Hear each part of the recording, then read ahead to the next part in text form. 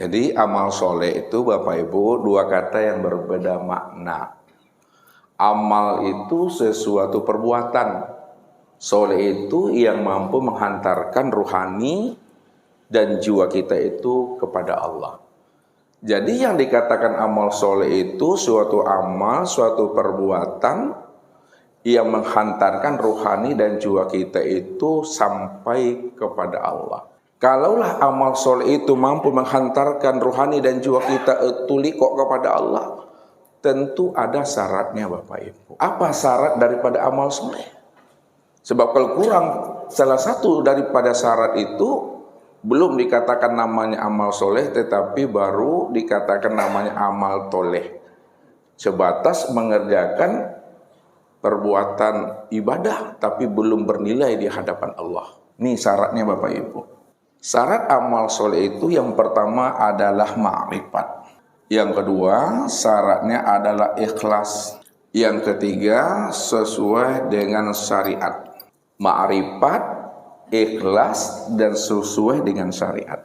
Yang pertama, sebelum kita ini diwajibkan oleh Allah untuk menunaikan ibadah sholat, ibadah puasa, zakat, haji, dan ibadah-ibadah yang lainnya, maka yang pertama kali diwajibkan Allah itu kepada Nabi dan Rasul serta kepada umat ini adalah awaludin ma'rifatullah. Awal beragama itu wajib kita ini mengenal Allah Bapak Ibu. Kalau kita belum mengenal Allah, maka bagaimana kita akan menghadirkan hati dan rohani kita itu kepada Allah? Kalaupun kita mengenal Allah selama ini, boleh jadi baru sebatas mengenal nama, mengenal asma, mengenal tulisan, huruf alif lam lam ha, tapi kita belum mengenal diri yang punya nama. Ini yang Allah ingatkan kepada diri kita itu, wa minan nasi may ya'budullaha ala harfin. Ada sebahagian daripada hambaku, dia mengaku dia mengenal akan aku, mengaku dia ingat akan aku, mengaku dia menyembah akan aku, tapi sayang kata Allah, yang disembahnya bukanlah aku, akan tetapi yang disembah dan diingatnya adalah asma Allah, tulisan Allah, dan huruf Allah. Artinya apa? Apakah tulisan Allah itu yang dikatakan Allah? Apakah huruf Allah itu yang disebut Rabb? Apakah huruf alif lam lam ha itu yang dikatakan Tuhan? Kalaulah huruf Allah, lafaz Allah, tulisan Allah ini yang kita katakan Rabb, yang kita katakan Tuhan kita, lalu kita tanam dalam pikiran kita, kita hunjamkan dalam hati kita, itu yang kita bayangkan, itu yang kita imajinasikan, itu yang kita pikirkan, berarti kita telah menjadikan tulisan Allah dan asma Allah itu menjadi berhala di dalam pikiran dan hati kita ini. Kita sudah bertuhan dengan asma, lafaz, dan huruf, padahal Allah itu bukanlah tulisan, huruf, dan kata-kata. Maka disinilah kita wajib mengenal Allah sebelum ibadah dan ketaatan itu kita mesti tunaikan. Apa kata Rasul Bapak Ibu? Memberikan pemahaman kepada kita.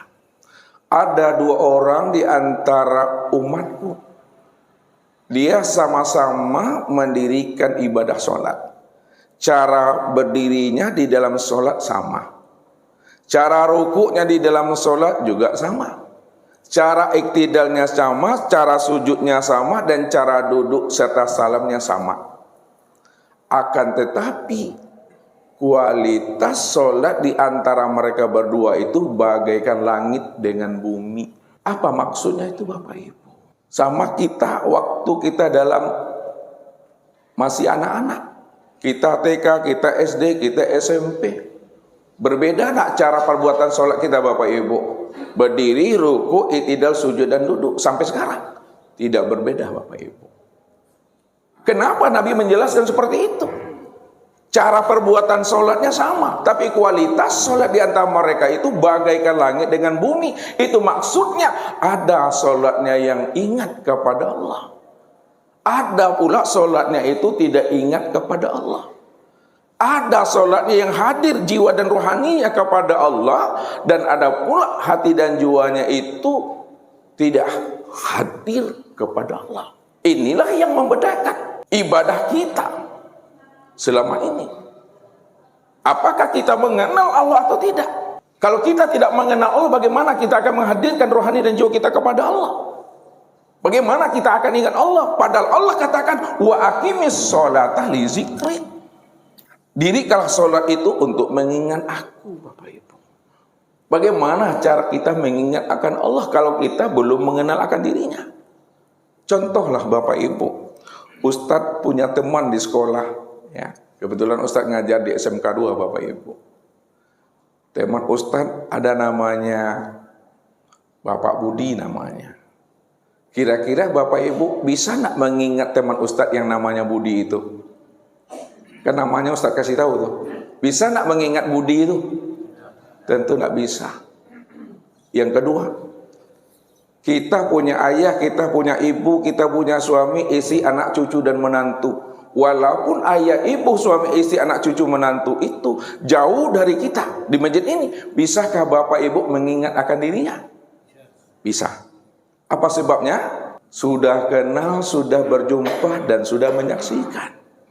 Kita baru bisa mengingat ayah kita, ibu kita, istri kita, suami kita, teman dan sahabat kita, apabila kita betul-betul telah mengenal, telah berjumpa, telah menyaksikan akan dirinya. Begitulah sebenarnya mengingatkan Allah.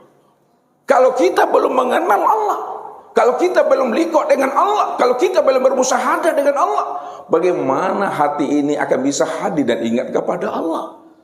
Boleh jadi sholat yang kita lakukan menghayal. Ini Allah ingatkan dalam surah Al-Hijr. Buka surah Al-Hijr ayat 99, Bapak Ibu kalau tidak salah betul tuh. Wa'bud rabbaka hatta ya'tiyakal yakin. Ini bermain dalil kita ini.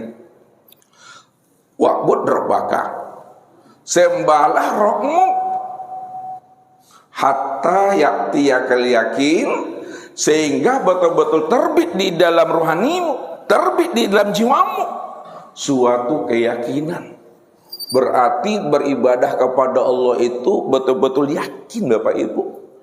Kalaulah beribadah kepada Allah itu betul-betul hati dan jiwa kita itu yakin, lalu apa yang dikatakan yakin? Yang dikatakan yakin menurut Nabi, Bapak Ibu, bukan menurut awak, ada menurut Nabi. Yang dikatakan yakin itu kata Rasul, al-imanu kullu. Yakin itu adalah iman yang sempurna. Berarti beribadah kepada Allah itu betul-betul terbit di dalam rohani dan jiwa kita itu suatu iman yang sempurna. Kalaulah beribadah itu mesti yakin iman yang sempurna. Lalu iman yang sempurna itu yang seperti apa kata Rasul? Iman yang sempurna itu kata Rasul, al-iman antuk minu biru'yatillah. Iman yang sempurna itu di mana kamu betul-betul menyaksikan Allah itu betul-betul nyata, terang dan sejelas-jelasnya.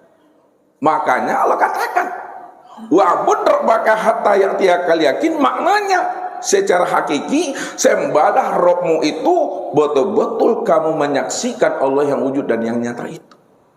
Inilah yang dihantarkan oleh baginda Rasul kepada kita ini.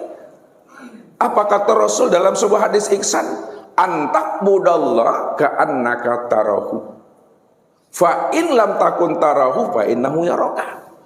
Sembahlah olehmu Allah itu, beribadahlah kepada Allah itu seolah-olah kamu menyaksikannya. Makna seolah-olah itu betul-betul kamu melihat dan menyaksikan Allah itu nyata, terang dan jelas.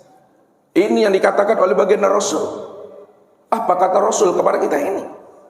Innakum satarawna rabbakum iyana. Kamu betul-betul menyaksikan Allah itu betul-betul nyata dan terang. Kalaulah mata ini mampu memandang yang nyata, maka Allah itu lebih nyata dibanding apa yang dilihat oleh mata. Kalaulah alam ini nyata, diri kita ini nyata, maka Allah itu lebih nyata dibandingkan nyatanya diri dan alam ini.